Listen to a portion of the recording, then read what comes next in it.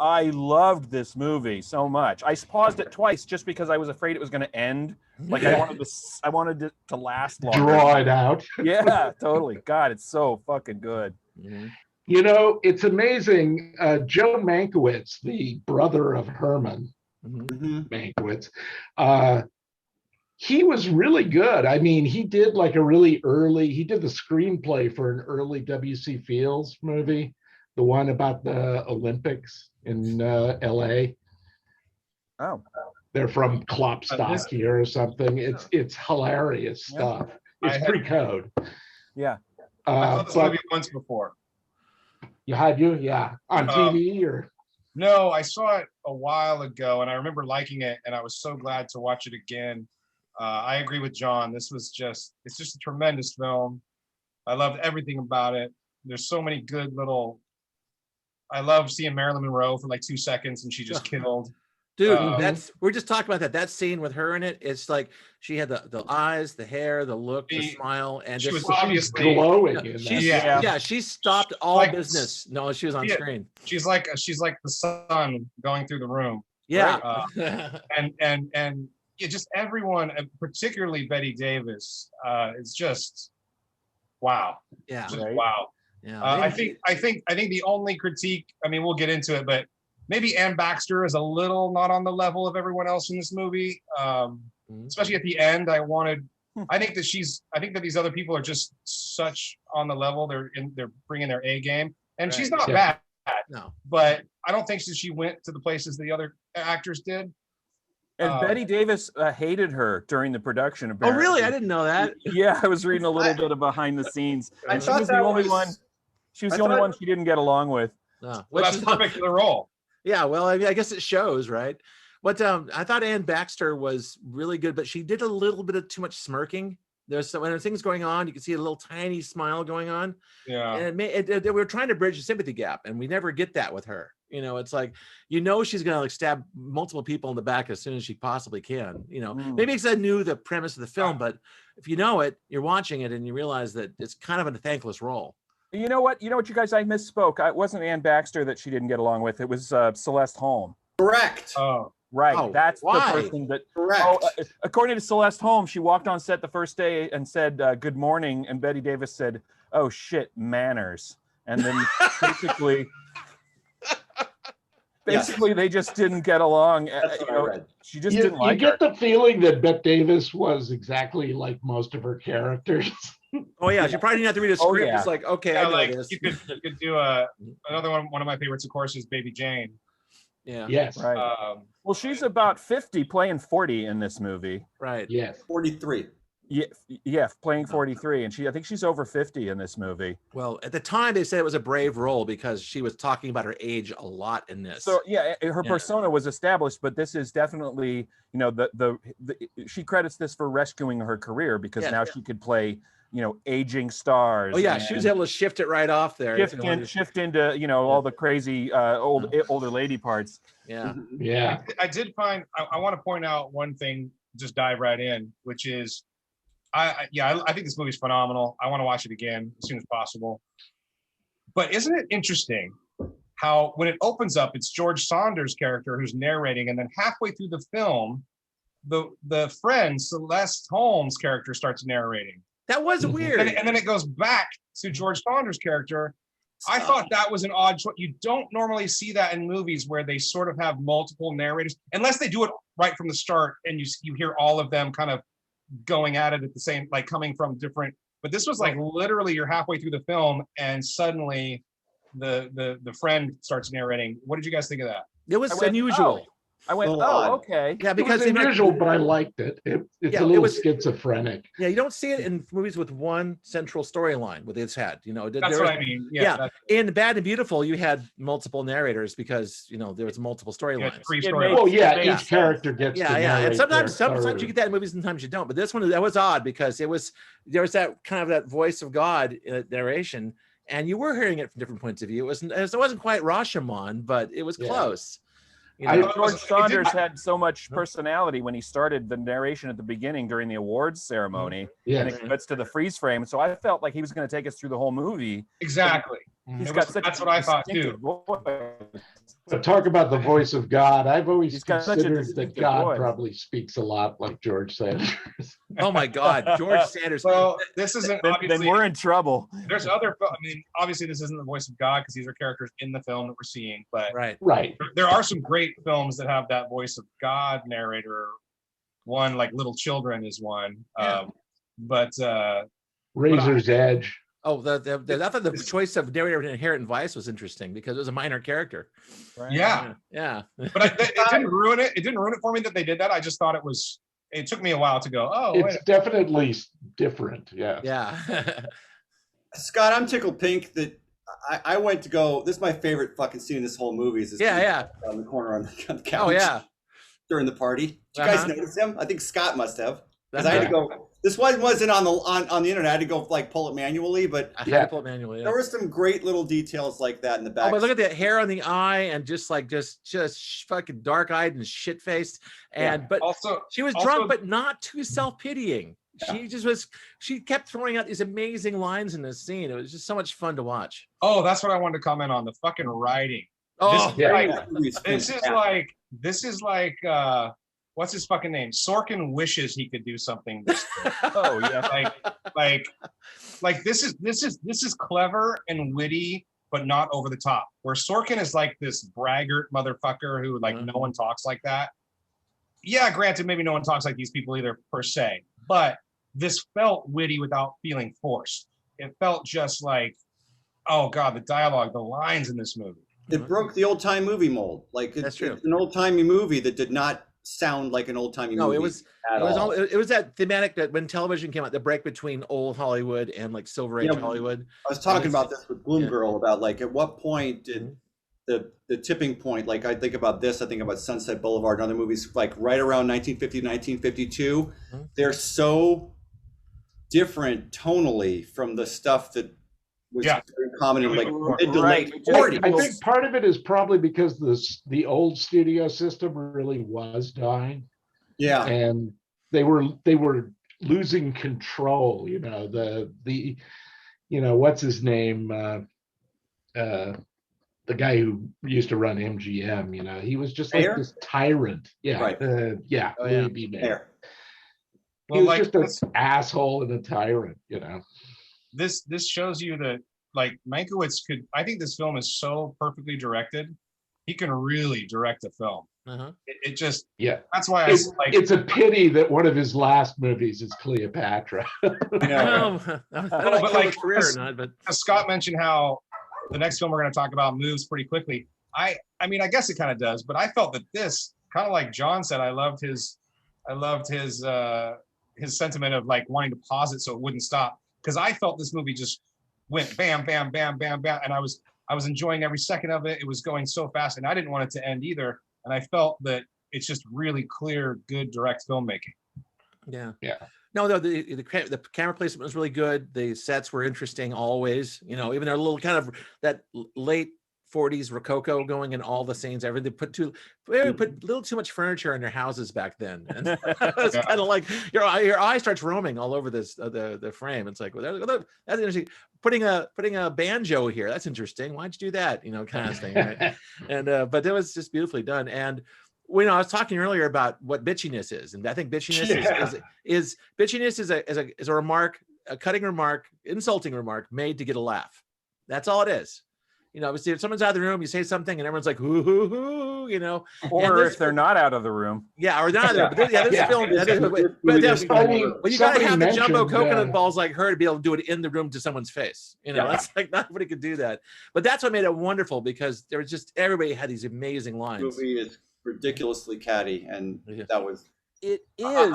I love this movie. I think there's like, so first off, I'm not a Bette Davis fan generally. Like I find her kind of tough to take. I can't think of anybody else playing this part.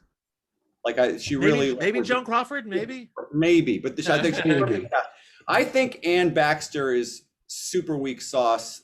Like I wish someone else had been in that role, because I didn't buy her. A little flat. I didn't buy her as a backstabber. I didn't buy any of it. I thought she consistently missed the mark tonally almost every single scene she was in. Like that terrible scene where she tries to seduce that dude backstage, like just really, I forget it. Bill, she but- tries to seduce Bill. Yeah, I just Margot's, didn't buy it. Margot's husband to be. Yeah. Okay. But the thing that I really was struck with was how this movie really kind of like, I mean, was it the first movie to really like sort of talk about things from a woman's perspective? That's And, true. you know, the endless cycle of the ingenue, what it's like to be someone older in Hollywood. Like, was this the first movie to touch on these themes? And then I think about how many times this movie has been remade in other forms. I think about something like, I don't know, Single White Female or something, where it's just like, you can draw a line back to All About Eve. Yeah. Well, I love that this was actually about the theater world, not Hollywood. It was going to go to Hollywood, and being, you know, like as someone who has been in a lot of theater, obviously not on the level that they're on, even close, but definitely on stage a lot. I just love that aspect too, and you get a little insight into the theater world with the writer, the director, the star. Yeah, because it's actually very different than than movie making, as far as Did you guys notice? Did you notice that we never see an audience, we never hear a word of any of the plays, we barely see the stage. I'm guessing that was deliberate. We get a shot looking down from off stage, looking down at the curtain at the very end. Which I think that's genius, because however good Eve was at replacing, you know, Betty Davis's character, they couldn't show us anything that we imagined. Like, we were imagining that she just fucking blew the roof off the thing. Right. And that's really good. So that's brilliant. Brilliant. Well, probably because she couldn't. Now you see it in a couple different, a couple films like that terrible film Sucker Punch. You know, the main character has this amazing dance that just wipes everybody out, and you never see it. It always starts doing it. It cuts away. I try to. There's also the world. You ever read the book or watch A World According to Garp? Yeah, both. Yes. And the book is like constantly talking about how brilliant this guy's book is when he wrote it, and you never see a word of it. And he also there's a lot of films like that, and it's unless you're gonna go all in, like Napoleon Dynamite or Vox Lux. Are you talking about the Napoleon Dynamite dance? Yes. Right. It's as good as it needs to be. It really is. It's amazing. It's amazing. Unless you can pull it off, or like Vox Lux, which literally the second half of that film is Natalie Portman performing like she's goddamn Lady Gaga, and it's fucking insane. I mean, unless you're gonna double down on it, this is brilliant. Don't show it. We're gonna fill it in here. Yeah, we're gonna know it's amazing, because we're gonna, you know. It's also reputational. It's like they're going to say how great her performance is, and this is all a chance for the characters to talk about her. It's like, she did great. This is amazing. People love her, and now you, instead of seeing it for yourself, you get received knowledge. Yeah. And in fact, when Ann Baxter blows them out of the water with her performance, you get to hear the same thing from their side. It's great. You guys. I came. The one reason I liked this movie so much, and I sort of came to the realization as I started thinking about it after we saw it, after I saw it, is that even though I went in kind of expecting to see, okay, we're going to see this ambitious young starlet and with this fading star, and you know, she's going to be rising, it's going to be bitchy, and it's going to be awful, and at the end I expected Betty Davis's character, I expected Margot Channing to be destroyed. And the thing that really saves this movie from sort of just being a car crash or something is that she's not destroyed. Right. Quite the contrary. She's fine. She's fine.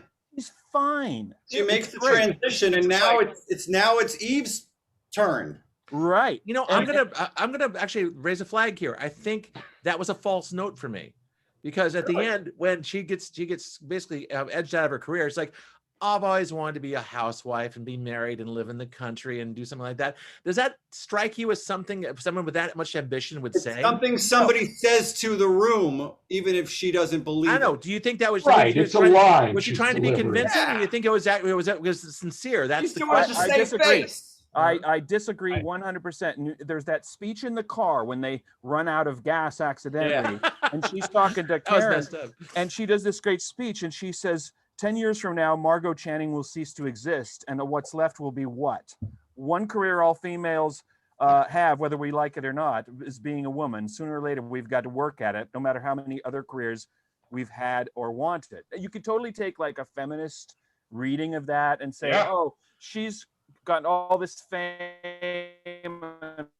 Oh man, he was just making his point. She just needs to have a husband. Hold on, Johnny. Johnny, hold on. Back up. Repeat that. Back up 5 seconds. You did this cool Matrix Where did I thing. cut out?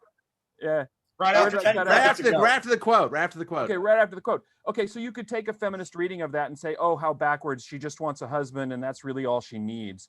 To me, it was like that was her humanity. It was like, I've got a few notes, so I want to check them. That was like when Karen goes upstairs in the restaurant and talks to Eve, and Eve says, you know, you caused me to get my shot on stage, and I'm going to reveal that and destroy your friendship. the blackmail. It was the most soap opera the movie got. It was like, I've got this on you, I'm going to use it on you, and I'm like, oh my God, what's going to happen? And they go back downstairs, and that's when Margot announces, it's like, oh, I don't want the part in that new play because she's engaged now. Right. And it's great. It should let the air out of the movie. It should completely take all the tension out, but it didn't, because that was like to me, it was not a false note. To me, it was the point of the thing is, it's like Margot ends up with her husband and her friends. The four of them are intact and still friends at the end. And what has Eve got? She's all alone. She's in that. Well, she's got her new follow-on. That's all she has is a stalker who's going to take her place as soon as she can. Which is a great button. No, it's a great button. And Here We Go Again ending was great. There is a moment after she says that she doesn't want the role, where Celeste Holmes' character just laughs and it's such a great moment. Yeah, he laughs and laughs and laughs, and I think they fade to black on that laugh, and it's wonderful. Yeah, it's a great moment Because she knows. knows. Behind Tad though. No. Oh no, Tad! that was the worst. Shot, that was the worst. Oh my God! I just wanted it to end. I'm like, why did they stop do walking? that? I had to play it again because I couldn't hear the dialogue. I was just watching that. Because you're laughing your ass off like the rest of us. Yeah. were. Why couldn't they just go out on the street on a treadmill, right? Well, obviously this was all shot in Hollywood. They got that needed out in New Haven to shoot that. That is the worst green screen I've ever seen. It wasn't. It was actually it was process shot. It's a background projection. Yeah, on a treadmill. Yeah. It's embarrassing, man. It's really bad. Oh God. And also, let's not forget this thing won like 6 Academy Awards. Yeah, everything but Best Picture, basically. Yeah. This was a really interesting study about homosexuality in Hollywood in the Code era. Eve is gay, Addison's gay, and they don't allow these people to be themselves. And some of the ambition that these people have is because of that. It's because they want to prove that they're good enough to be in this society. And it really makes me hate the movie Code more than I ever did, because this could have been, in my opinion, a much better movie if it allowed that subtext to bloom, to have those characters be able to be themselves, at least not in the spotlight, because that's not how the society was, but like at least let them be that way privately. And you're submitting that she's a lesbian, he's a homosexual, that's why they get along. Right. And they're not allowed to. Did anyone else get that? I'm not saying it's obvious, but it makes sense for Eve's character. First of all, she has a huge crush on Margot, huge crush on Margot, and her affections toward the men in that circle, like Bill, are forced. You know and strategic. Right. Right. Yeah. Right. So, yeah, she's playing a game. She's not about feelings. She's about getting ahead. Yeah. But that filter, her performance is better to me. Yeah. And then at the end, at the end of the movie, she's attracted to Barbara Bates, and it's she's now the power player in the relationship, and I can see that theory for sure. Yeah. I think I've read the same thing, but yeah. And Tad, that makes sense because I was reading a little about the movie, and it was saying that Addison, the critic, sort of used his hold on her to have a sexual relationship, and it was never shown in the movie. And I was like, really? It didn't seem like he was interested in that because he's gay. It was. Right. I just assumed I his character didn't was gay. necessarily think he was gay, but I definitely knew he didn't want to bang her. Like I was No. like, he's about something else. No, in terms of how Yeah. they hide things in code movies, they did not hide Addison's homosexuality very well at all. He was gay. Right. And Well, he I has think an English accent. And I think at the Oh, end, but he's got that certain kind of. Well, Well, there you go. No, Addison wasn't telling Eve that he owned her. They said they were going to go probably do basically an arrangement, like a beard situation. Like Right, you're they're gonna be each mine. other's beards. Yeah, exactly, and that's what was going to happen. And she was kind of resigning herself to that. I think it's like, love that scene where he grabs her hand there and he says, "Stop." Yeah. And she does. And then he goes through the whole reasoning behind Now it. his thing at the end, his soliloquy, oh my God, just Yeah. devastating. Quite good. It's like watching an A-bomb go off at a distance. It's like, Or watching somebody dissect a frog. yeah, pretty Yeah. much. It was like really, really something. yeah, I think that theory holds up. Mhm. Their sexuality. Yeah. Yeah. But yeah, it would have been nice. Even if you didn't want to go really, really far into it, they could have had a few little teeny scenes, you know. But they couldn't. They literally couldn't. Literally. I bet they probably would have maybe. Yeah, that's Is that's that what I'm the saying. Like, celluloid I closet you're talking about, Ted? what? Is the movie the celluloid closet that you're talking about? No, not necessarily, but yes. But it really should be. It's one of those things where we lost so much. Like we lost so much as a society by this being the way that this type of thing was handled, where it all had to be hidden, it all had to be shamed, it had to be. And then it obviously we're right around the time of HUAC too. Yeah. Like that's coming down the pipe. And who are the first people who HUAC goes after? The gay writers, the gay producers, the gay directors, the gay actors. Because they could be blackmailed rather Because they easily. could be blackmailed. Yes. Yeah, exactly. So many of the people who name names were gay because they were blackmailed into it, because being gay was worse than naming names. No, I'm going to say one thing though, that you made a point that you're kind of upset or just disappointed that you had to watch these people behave in ways that kind of hid their true sexuality. But in some ways, I think that's what made this era of cinema so interesting, because they had to hide it, and it all became code and subtext and little gestures and things like that. It was. Have you ever seen? They were saying these things. They said everything you said was in this movie. Have you but ever it was seen? very well paved under. You know. Have you ever seen Bent or like Amy and Jaguar or anything like that? Like those Amy and movies. Jaguar. Those movies are movies where you have both. You have the overt, pretending you're not, acting like you're normal in this society, and then you have the background where these people are allowed to be themselves. Right. If this movie had a little bit of that background where those people were allowed to be themselves, I think it would be better. Like, I'm not saying this is bad by any stretch. Like, I enjoyed this movie. I enjoyed both of these movies, but like it always clung to the back of my head of these people are not allowed to be themselves. Yeah. And I don't know if any of the actors were gay. I don't know if they, any of the writers or producers or anybody was, but like there's that weight of it on me through the entire thing of this movie's talking about something that it's not allowed to say. Celeste Holm has I can't remember a character ever creating as much chaos as this one creates in a movie like this, and sort of gets away with it. Like even gets called out on it. No, out of good intentions. Well, wait, though. We haven't talked about Kirk Douglas. It's in the next movie. So. There you go. Anyway, Jim, why'd you? Segue. You can tell us at the end of the next one why you picked this one, because I think you picked them for the same reason. Yeah. But I guess we can do thumbs at this point. How's that? Two.